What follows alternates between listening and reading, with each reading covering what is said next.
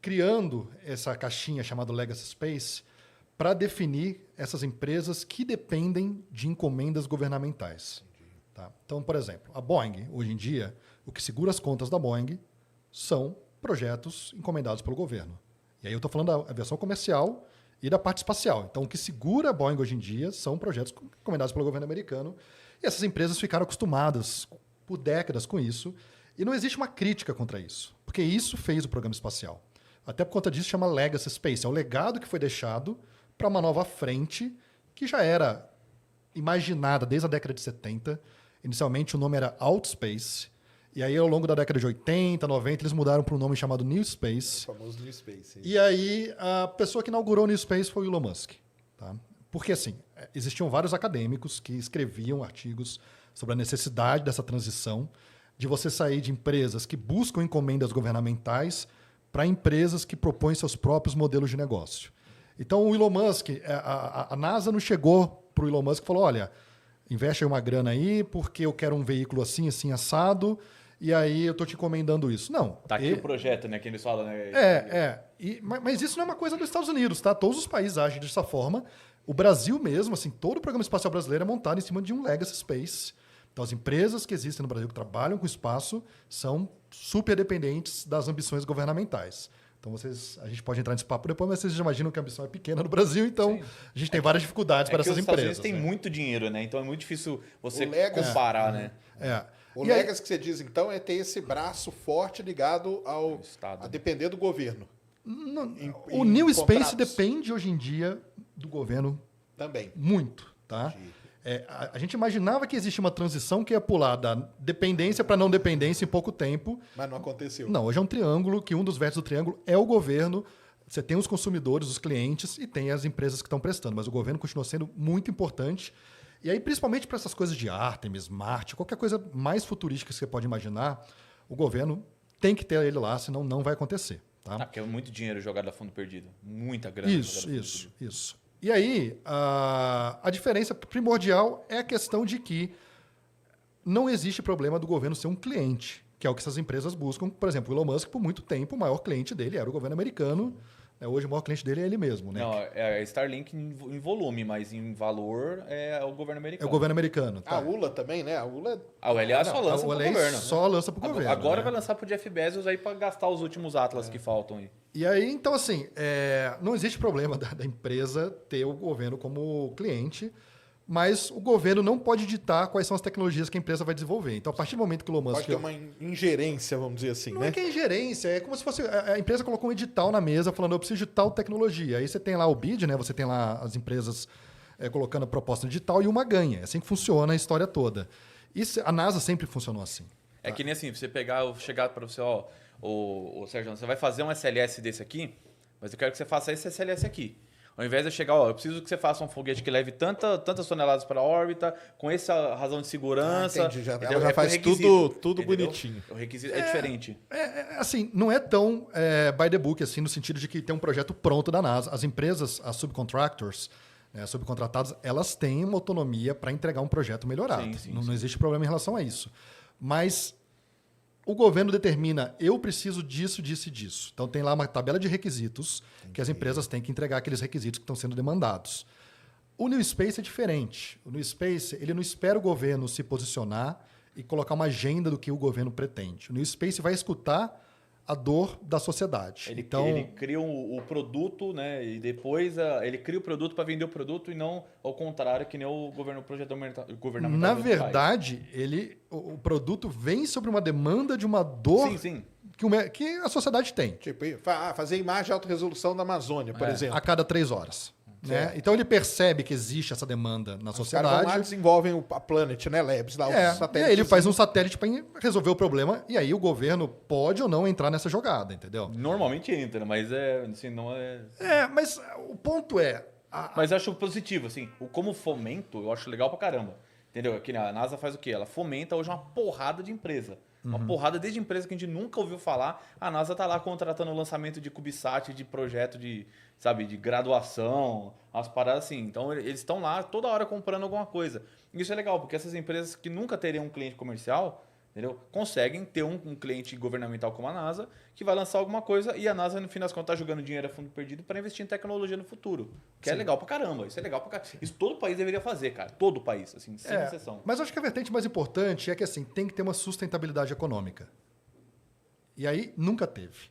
Então, eu acho que o maior exemplo de elefante branco na astronáutica é o Buran, por exemplo, que foi um ônibus espacial soviético, onde eu acho que quebrou a União Soviética. Boa parte do porquê a União Soviética quebrou foi por conta do Buran.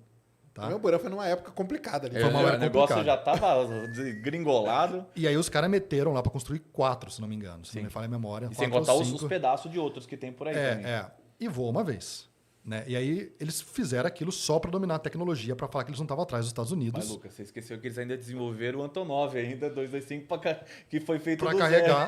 Carregar as peças, né? zero. Entendeu? Tipo, os caras fizeram o maior avião do mundo, da história, né? Que voou comercialmente, para depois fazer em paralelo com o ônibus espacial, que é uma fortuna absurda, entendeu? Então, assim, voltando à pergunta do ônibus espacial, né, e olhando até para o Buran, ele foi muito importante na questão tecnológica. Foi, até agora, que voou a peça mais complexa que a humanidade já fez. Tá? E a mais bonita, viu? Diga-se de passagem. E a Isso mais não dá bonita. pra negar. Essas coisas eu acho. Eu tenho críticas quanto ao projeto. Olha aqui, mas ó. não Você acha que eu sou fã de ônibus espacial? Tem ônibus né? espacial pra todo lado. E aí, na parte econômica, tem um livro muito bom, cara. Na verdade, não é nem um livro, foi um texto escrito por um militar americano em 93, se não me engano, chamado LEO, né, que é Léo, Órbita abaixo da órbita Terra. baixa on chip, né, órbita baixa barata. E ele disseca todo o programa espacial americano dos lançadores para chegar na órbita baixa de forma barata. E ele mostra todas as incongruências que existem na parte do ônibus espacial, inclusive como que estourou o orçamento do ônibus espacial, porque a ideia é que ele custasse 1/3 do preço que ele custava nos últimos voos. Você sabe o É que, que eu o falo Reagan do... queria, né? Que custasse barato, que fosse simples. E rápido. E qualquer um pudesse ir, E né? não foi rápido. nada disso. E foi tudo ao contrário. Foi caro, né? perigoso e lerdo. Porque o acidente da Challenger veio muito rápido, né? Veio poucos anos depois, né? 4 anos depois. E ali já teve uma transformação muito grande do programa, já deixou o programa muito caro. E aí, quando veio a Columbia, aí ficou mais caro ainda, né? Porque aí começaram a fazer preparação dupla, né? É. Aí o negócio ficou muito caro, velho. Então, acho que foi uma etapa importante, Sérgio. Acho que foi importante ter um Sim. espacial, mas chegou a hora de aposentar ele. Aposentou talvez até um pouco tarde. Os Estados Unidos não se preparou, ficou dependente da Rússia, né, por 10 anos. E agora a gente está vendo um alvorecer aí de... Estava até tendo um evento ontem sobre lançadores espaciais nos Estados Unidos. E eu estava vendo a conclusão do board do evento. Tem muita empresa fazendo lançador espacial nesse momento. Tem. Tá? E a questão é, será que faz sentido essa quantidade tanta de empresa nesse momento fazendo lançador espacial? Existe esse mercado todo para isso? Mas a gente está vivendo um alvorecer de acesso ao espaço nunca visto antes. E aí eu acho que tem mercado para muitas empresas. Tá? Eu não acho que a SpaceX vai dominar, porque você tem questões de mobilidade, você tem questões de respostas rápidas, janelas de lançamento. Só o calendário SpaceX, por exemplo, não consegue. A SpaceX tem até 2026, 2027 aí, tipo, lotado. Se você pegar slot, é só, tipo, transporter, uma missão Starlink que tem alguma coisa aí. Agora, missão dedicada mesmo? Putz, o Lucas vai saber mais que outra. Não, e tem um lance que é o seguinte, já o Falcon 9, né, e não precisa nem chegar lá no Starship, ele é um foguete grande para algumas cargas que vão de secundárias. Dependendo da missão, essas cargas secundárias precisam de órbitas muito precisas. E você não consegue fazer isso, você precisa de um negócio que a gente chama de Space Tug, que é uma carretinha que você instala numa Falcon 9, por exemplo, e ela consegue, já em órbita, reposicionar essa carga e colocar esse satélite no lugar correto. Tipo um Geek Stage, né, da vida. É tipo um Kicker Stage, mas ele é diferente porque ele consegue... É que ele vai na espaçonave, né, o Space Tug, né? Ele vai dentro da coifa e ele vai diferente deixando várias cargas, né? Ele consegue... Tem uma empresa chamada Momentus, não sei se nem se cabe aqui, a gente fala muito sobre spec, mas teve uma modalidade de investimento que os Estados Unidos fez, que o mercado americano comprou a ideia ano passado, e essa Momentus levantou $1 bilhão. Assim, foi muito dinheiro que eles levantaram, só que o fundador era russo, e aí o governo americano travou a SPAC da Momentus, e aí quando eles resolveram tirar o cara fora, caiu para 1/3 o valor que eles captaram. Mas mesmo assim, só para dizer o seguinte, a Momentus está fazendo um Space Tug para ser instalado numa Falcon 9 e posteriormente na Starship, para você conseguir soltar diversos satélites em órbitas diferentes através de um lançamento único. Né? Então isso é uma tendência, Mas existe outra tendência, que é o lançamento de... É aquele puxadinho, né? É Aquele puxadinho que vai os satélites pendurados Só que ali. imagina que esse puxadinho tem propulsão própria Sim, e consegue sim. ir modificando e soltando. E a Momentos funciona com água, é muito louco. A propulsão da Momentos é água. Mas ali dá pra usar, não é que nem a outra, a Arc não é igual, Space. Não tem nada a ver, não tem nada a ver. Pelo amor de Deus. Porque esse cara já está em órbita. Né? Bom, só que hoje o que você tem de alternativa a isso são lançadores menores.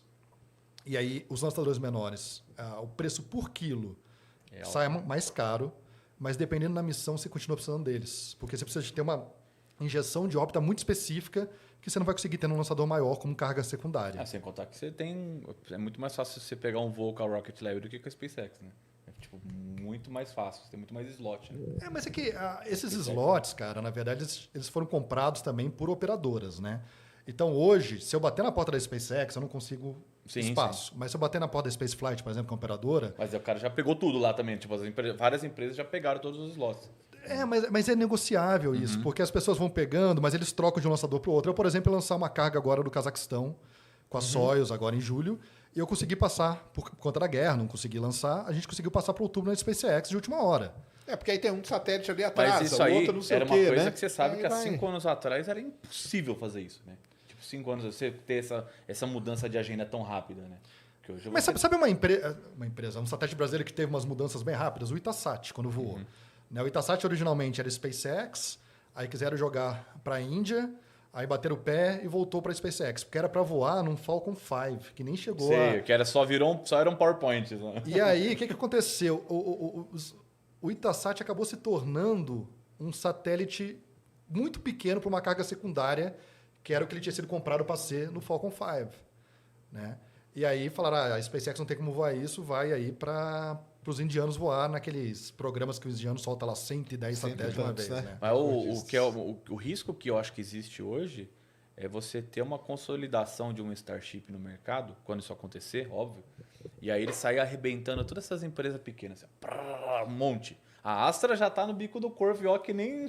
Mas acho que vai ter mercado, não vai? Eu acho que vai ter mercado, sim. Você vê, por exemplo, o plano da própria Virgin, Virgin Orbit, eles têm um plano claro que eles querem estar na maior quantidade possível de bases do mundo, sim. E aí Alcântara é uma dessas bases, porque eles estão apostando muito em algo que a Space Force demanda, que é a resposta rápida.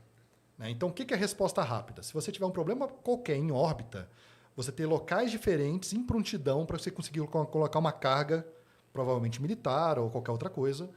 Eu vou até tomar cuidado, porque parece que vão lançar carga militar de Alcântara. Não estou falando isso, tá?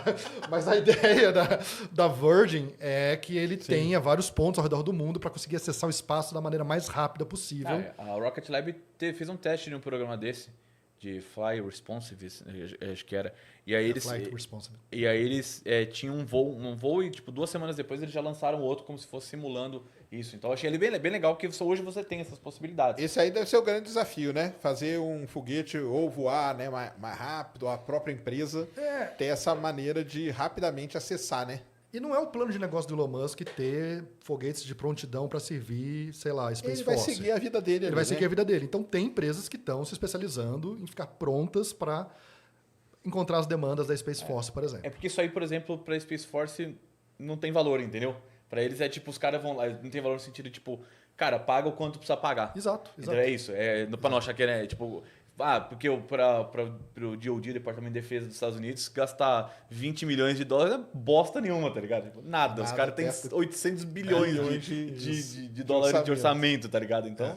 E aí o que acontece é que hoje tem muitas empresas com dinheiro, o mercado está super aquecido nessa área espacial. O ano passado, o investimento em empresas com carinha de startup, né? Tanto para satélite quanto para lançadores espaciais, quase triplicou em relação a 2021. Tá? Então, o negócio está crescendo muito rápido, o interesse. Teve esse boom das SPACs, que agora não vai ter mais, já percebeu que é uma furada.